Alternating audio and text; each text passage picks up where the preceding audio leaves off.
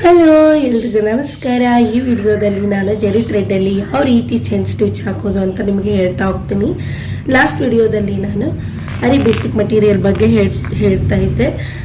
ಆ ವಿಡಿಯೋ ಯಾರಾದರೂ ನೋಡ್ತಿದ್ರೆ ಪ್ಲೀಸ್ ಹೋಗಿ ನೋಡಿ ಸಬ್ಸ್ಕ್ರೈಬ್ ಮಾಡಿ ಅಂತ ಹೇಳ್ತಾ ಇವತ್ತು ಈ ವಿಡಿಯೋ ನಾನು ಸ್ಟಾರ್ಟ್ ಮಾಡ್ತಾ ಇದ್ದೀನಿ ಯಾವ ರೀತಿ ಚೈನ್ ಸ್ಟಿಚ್ ಹಾಕೋದು ಅಂತ. ಮೊದಲನೇದಾಗಿ ನಾನು ನಿಮಗೆ ಬೇಸಿಕ್ ಯಾರಾದರೂ ಫಸ್ಟ್ ಟೈಮ್ ನೀವು ಏನಾದರೂ ಚೈನ್ ಸ್ಟಿಚ್ ಹಾಕ್ತಾ ಇದ್ರೆ ಈ ರೀತಿ ಮಾರ್ಕ್ ಹಾಕೊಳ್ಳಿ. ಇಲ್ಲಿ ಯಾಕೆ ನಾವು ಮಾರ್ಕ್ ಹಾಕೊಂಡಿರಂದ್ರೆ ಒಂದು ಕೆಳಗಿಂದ ಮೇಲ್ ಹೋಗುವಾಗ ಯಾವ ರೀತಿ ಮೊದಲನೇದಾಗಿ ಜಸ್ಟ್ ಒಂದು ಬೇಸಿಕ್ ನಾಟ್ ಹಾಕ್ಕೊಳ್ಳೋದು, ಹಾಗೆ ಮೇಲಿಂದ ಕೆಳಗೆ ಬರುವಾಗ ಯಾವ ರೀತಿ ನಾಟ್ ಹಾಕ್ಕೊಳ್ಳೋದು, ಹಾಗೆ ಎಂಡ್ ನಾಟ್ ಯಾವ ರೀತಿ ಹಾಕ್ಕೊಳ್ಳೋದು ಅಂತ ನಾನು ಈ ವಿಡಿಯೋದಲ್ಲಿ ತೋರಿಸ್ತಾ ಇದ್ದೀನಿ.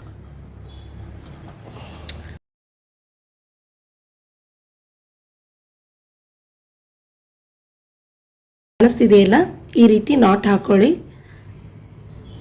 ಈ ರೀತಿ ನಾಟ್ ಹಾಕೊಂಡ್ಬಿಟ್ಟು ನಮ್ಮ ನೀಡಲ್ ಏನಿರಲ್ವ ಈ ರೀತಿ ನೀಡಲ್ನ ಈ ಥ್ರೆಡ್ಡಿಗೆ ಹಿಂಗಾಗಿ ಹಿಂಗೆ ತೆಕ್ಕೋಬೇಕು ಮೇಲ್ಗಡೆ.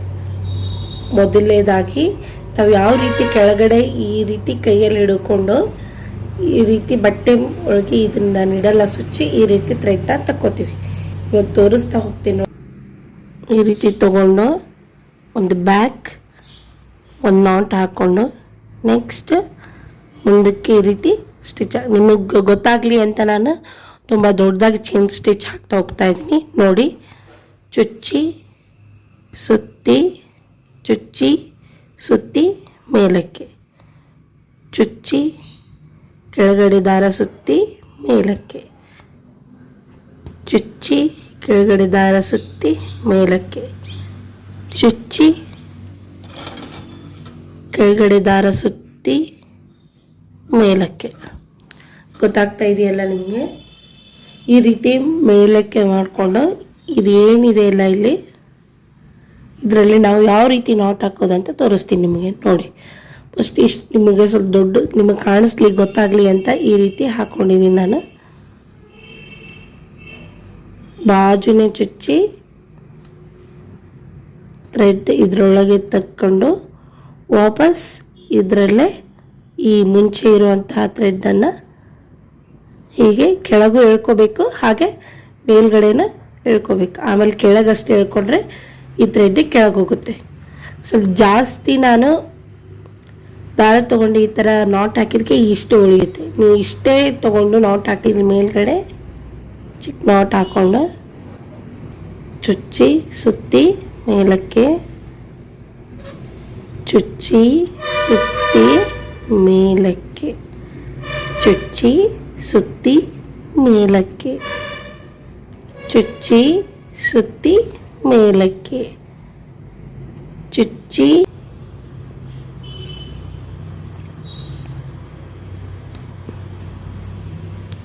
ಈ ರೀತಿ ತಗೊಂಡು ಬಾಚು ವಾಪಸ್ ಇದರಲ್ಲಿ ನಾಟ್ ಈ ರೀತಿ ತಗೋಬೇಕು. ಈ ರೀತಿ ತಗೊಳ್ಳೋದ್ರಿಂದ ಕೆಳಗಡೆ ದಾರ ಹೋಗುತ್ತೆ. ನೋಡಿ, ಈ ರೀತಿ ಹೋಗ್ಬಿಡುತ್ತೆ. ಆದರೆ ನೀವು ಜಾಸ್ತಿ ತಗೊಳ್ಳೋದ್ರಿಂದ ಈ ರೀತಿ ಉಳಿಯುತ್ತೆ. ತುಂಬ ಚಿಕ್ಕದು ಮಾಡ್ಕೊತ ಹೋದರೆ ನಿಮ್ಗೆ ಯಾವುದೇ ರೀತಿ ಮೇಲೆ ಥ್ರೆಡ್ ಉಳಿಯೋದಿಲ್ಲ. ನಿಮಗೆ ಗೊತ್ತಾಗದೇ ಇದ್ದರೆ ನಾನು ತೋರಿಸ್ತೀನಿ ಇವಾಗ. ಇವಾಗ ತುಂಬ ಚಿಕ್ಕದಾಗಿ ಯಾವ ರೀತಿ ಚೈನ್ ಸ್ಟಿಚ್ ಹಾಕೋದು, ಹಾಗೆ ಎಂಡ್ ನಾಟ್ ಹಾಕಿದ ಮೇಲೆ ಈ ರೀತಿ ಥ್ರೆಡ್ ಉಳಿಯಲ್ಲ. ಚಿಕ್ಕದಾಗಿ ತೊಗೊಂಡು ಹಾಕಿದ್ರಿ ಅಂತ ನಿಮ್ಗೆ ತೋರಿಸ್ತೀನಿ ಇವಾಗ. ನೆಕ್ಸ್ಟ್ ಒಂದು ಬ್ಯಾಕ್ ಒಂದು ನಾಟ್ ಹಾಕ್ಕೊಂಡು ಫ್ರಂಟಿಗೆ ತುಂಬ ಚಿಕ್ಕದಾಗಿ ಹೋಗ್ತೀನಿ. ತೀರೆ ಚಿಕ್ಕದನ್ನು ಹಾಕಲ್ಲ, ನಿಮಗೆ ಕಾಣಿಸ್ಲಿ ಅಂತ ಒಂದು ಮೀಡಿಯಮ್ ವೇಸಲ್ಲಿ ಹಾಕ್ತಾ ಹೋಗ್ತೀನಿ. ಓಕೆ, ಚುಚ್ಚಿ ಸುತ್ತಿ ಮೇಲಕ್ಕೆ, ಚುಚ್ಚಿ ಸುತ್ತಿ ಮೇಲಕ್ಕೆ, ಚುಚ್ಚಿ ಸುತ್ತಿ ಮೇಲಕ್ಕೆ. ಓಕೆ, ನಿಮಗೆ ತೋರಿಸ್ಬೇಕು ಅಂತ ತುಂಬ ಸ್ಲೋ ಆಗ್ತಿದ್ದೀನಿ. ನೋಡಿ, ಇವಾಗ ಇಷ್ಟೇ ದಾರ ತೊಗೊಂಡಿದ್ದೀನಿ ನಾನು. ಇಷ್ಟೇ, ನಿಮಗೆ ಅಭ್ಯಾಸ ಆದಮೇಲೆ ಇದಕ್ಕಿಂತ ಕಡಿಮೆನೇ ತೊಗೋಬೋದು ನೀವು. ಇಷ್ಟು ತೊಗೊಂಡು ಇದ್ರ ಬಾಜು ಚುಚ್ಚಿ ಮೇಲಕ್ಕೆ, ಆಮೇಲೆ ಇದರಲ್ಲಿ ಈ ಮುಂಚೆಗಿನ ಥ್ರೆಡ್ ತಗೊಂಬಿಟ್ರೆ ನೆಕ್ಸ್ಟ್ ಕೆಳಗಿಂದ ಚೆಕ್ಕಿದ್ರೆ ನಿಮ್ಗೆ ಯಾವುದೇ ರೀತಿ ನಾಟ್ ಕಾಣಲ್ಲ. ಇಲ್ಲಿ ಯಾವ ರೀತಿ ಥ್ರೆಡ್ ಉಳಿಯುತ್ತೋ ಇಲ್ಲಿ ಆ ರೀತಿ ಥ್ರೆಡ್ ಉಳಿಯಲ್ಲ. ತುಂಬ ಚಿಕ್ಕದಾಗಿ ತೊಗೊಂಡ್ಬಿಟ್ಟು ನಾಟ್ ಹಾಕಿದರೆ. ನಿಮ್ಗೆ ಅರ್ಥ ಆಗಿದೆ ಅಂದ್ಕೊಂಡಿದ್ದೀನಿ. ನಿಮ್ಗೆ ಅರ್ಥ ಆಗದೇ ಇದ್ದರೆ ಪ್ಲೀಸ್ ಕಮೆಂಟ್ ಸೆಕ್ಷನಲ್ಲಿ ಕಮೆಂಟ್ ಮಾಡಿ, ನಾನು ಇನ್ನೊಂದು ಸಲ ಹೇಳ್ಕೊಡ್ತೀನಿ. ಇಲ್ಲಾಂದರೆ ವಾಪಸ್ಸು ವಿಡಿಯೋ ಇನ್ನೊಂದು ಸಲ ನೋಡ್ಬೋದು, ಗೊತ್ತಾಗುತ್ತೆ.